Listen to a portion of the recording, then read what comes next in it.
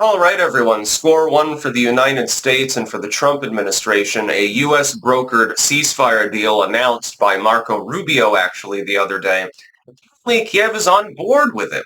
Now the ball is in the Russians' court. The onus is, the legacy media is actually properly reporting on it at this point. The onus now is on Vladimir Putin to discuss the deal, to ponder it, and to see what happens from there. Link in the description, archived, of course. This is what we want. What we want is a brokered ceasefire so that people stop dying while further negotiations take place to some final, ultimate conclusion. This is what we need. Now, what form that final deal takes is very much up in the air. Russia is going to hard ask and say, well, the land that we've conquered, basically, we want it. The rest of you can buzz off. And by the way, you need to recognize Crimea. Ukraine will be arguing for returning of some of that land, and their initial big ask will probably involve not wanting to realize Crimean control under the Russian banner.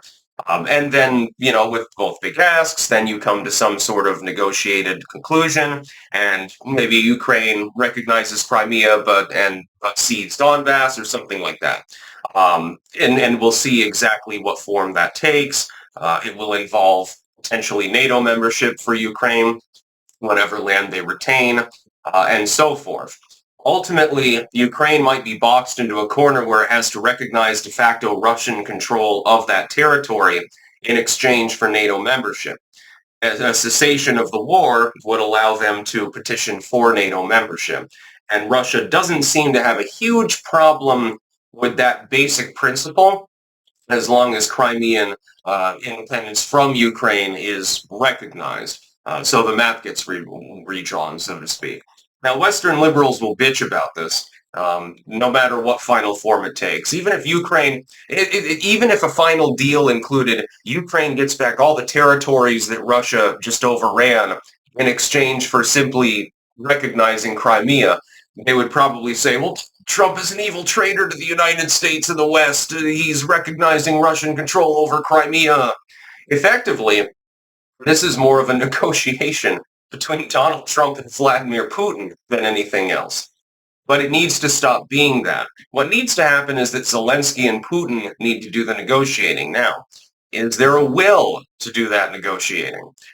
I suspect not. I suspect that U.S. pressure is the only thing that's even causing a possible ceasefire deal to be signed off on in the moment. I suspect, and that's the only thing that's happening, because otherwise there's no power that can really confront Russia and force them aside and force negotiations. The United States is the only world power other than China that has that kind of capability, and China is squarely in China's corner. So that's what I suspect is happening. It's sort of like with Korea. It reminds me of that.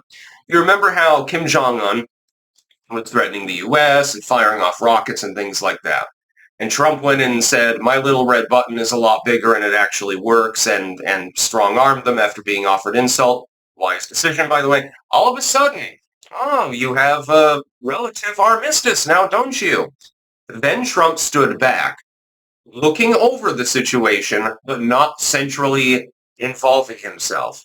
Said, look, ultimately the peninsula belongs to the DPRK and the ROK. You've got to work it out. We're on the ROK's side tacitly. We want peace, but you two have to negotiate. What happened?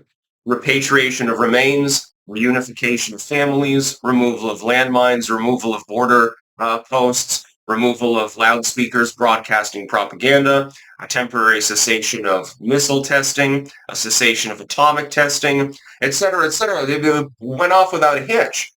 And hopefully over the next 4 years, Donald Trump will go back to Korea, meet with Kim Jong-un again in Singapore or something like that, and they'll be able to do further negotiating to lessen the tension on the Korean peninsula. Technically speaking, the war never ended there. I like how people say, well, Afghanistan was the U.S.'s longest war. No, that would be Korea. It's been going on since the 1950s, actually. It never truly ended. Effectively, you have a permanent temporary ceasefire. That's about all you can possibly hope for. With regards to Ukraine and Russia, Therefore, Trump should take up the same tack. Go meet with Putin. Liberal legacy media is going to assume that you're chuckling about the war behind closed doors and smoking cigars with him and shit like that, but they paint you as a Russian asset anyway, so it really doesn't make a difference now, does it? Talk to him first. Say, look, listen to reason. We're going to try to reason with Zelensky too separately, but you got to come to the goddamn table. You need a ceasefire. Sign a ceasefire agreement. Trump goes, talks to Putin, or summons Putin and talks to him, and then he talks to Zelensky and tries to get them both generally on board. Find where the overlap is. What are you willing to give up in the negotiations? Where they overlap, propose a deal based on those, and then get a final peace deal. Presumptively, Ukraine recognizes this would be probably the solution would happen. Ukraine would recognize that Russia now controls Crimea, it's part of Russia, and controls Donbass. They get back their other 3 territories, strike a mineral rights deal with the United States in return for investment purposes, and then get admitted to NATO. That's probably about the best deal you can hope for. And that's probably the deal that you would get, by the way, would be a wise deal. Yes, Ukraine has hemorrhaged another province. It would increase Ukraine's stability, though, because a lot of the people there seem to actually support Russia. They don't seem to support Ukraine. So you've got less dissidents, and you can keep your cushy position as the El Presidente of Ukraine, permanently probably, because I don't think he's ever going to give up power, same as Putin. Probably dissolve any other competing office in the process, and keep the martial law going, and then we call it a day. So that less people die. Less Ukrainians, less Russians, less advisors, so-called, from third-party states that have moved into the region at this point, mercs and private contractors and independently funded individuals who just want to kill something. Less of these people will die. Also, prediction. Let's say a peace deal is achieved during this hopeful truce. That would be great.